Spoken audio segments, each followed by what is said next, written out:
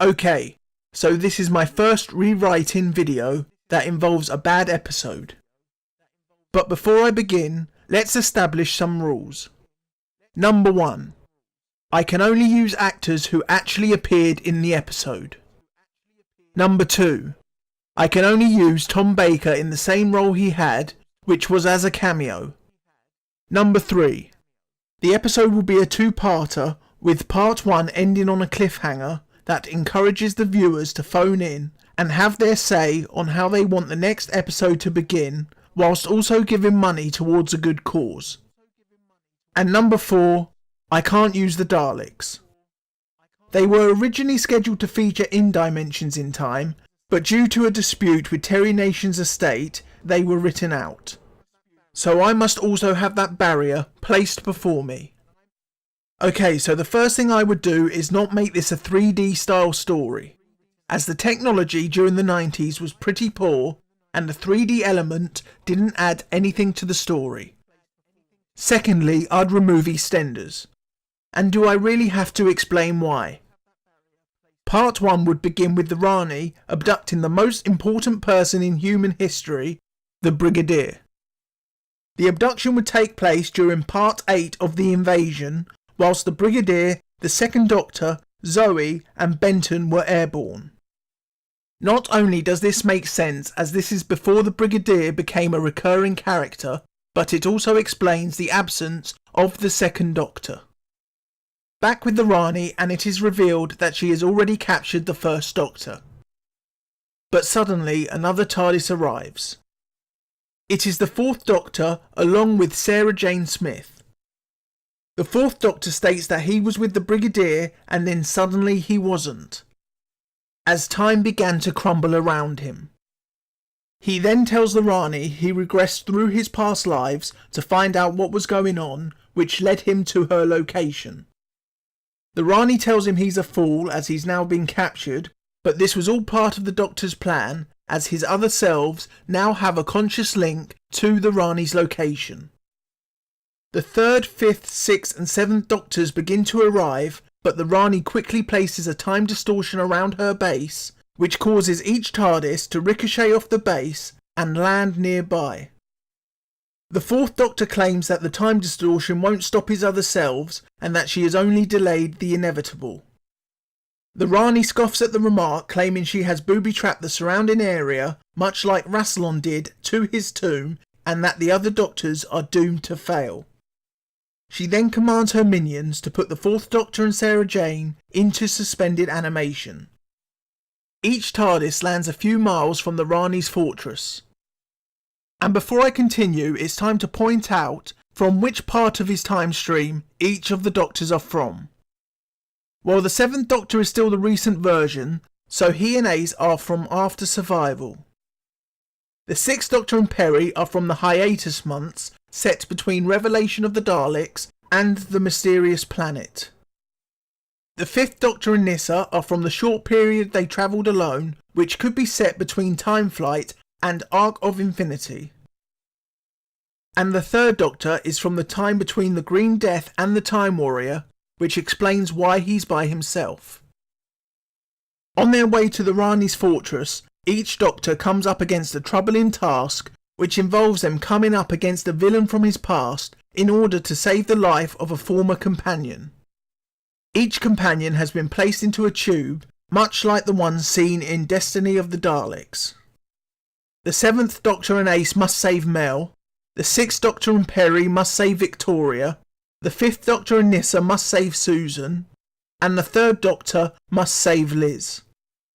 This leads to the end of Part 1, as we would see a Cyberman edging closer and closer to the 3rd Doctor. The Cyberman would then place his hand on the Doctor's shoulder, causing the 3rd Doctor to be electrocuted. And now it's time for the phone-in part of the charity event. In the original broadcast, the phone-in vote involved 2 EastEnders characters. But seeing as how that isn't a part of my version, I'm going to have to change it. If the viewers want Leela to save the 3rd Doctor, they must call 0891 114455. But if the viewers want Romana to save the 3rd Doctor instead, they must call 0891 114466. Now obviously, because of the options previously stated, each beginning would be slightly different, yet it would not really change the outcome of the story, as the chosen person to save the third Doctor would do so, only for the runner-up to arrive by teleportation moments later. Leela and Romana inform the third Doctor they're working for the High Council, as the Time Lords believe the Rani must be stopped, as her plans are destroying time itself. There would then be several scenes of the other Doctors saving their trapped former companions before they continue on their journey. All the Doctors reach the Rani's fortress and finally meet each other. Only they begin to realise they all look slightly older than they should do. And this is where we'd get an explanation stating the aging appearances of each Doctor is due to so many of them being present in a dimension where time is crumbling all around them.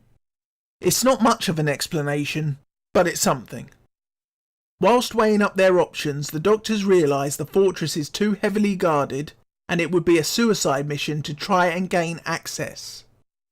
So a new plan is formulated when they realise if they combine their TARDISes, they can form a link to the TARDIS of the fourth Doctor.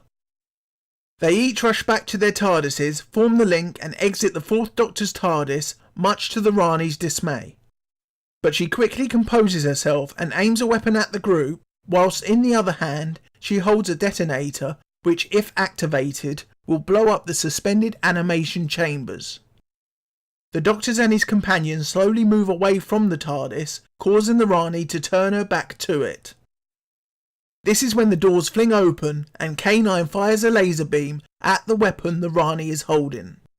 This causes the Rani's aim to change course and she accidentally fires and hits the suspended animation chamber that contains the Brigadier. Also, the jolt from K9's laser beam forces the Rani to drop the detonator to the floor. There's a scramble for the detonator, but the Rani somehow manages to regain it.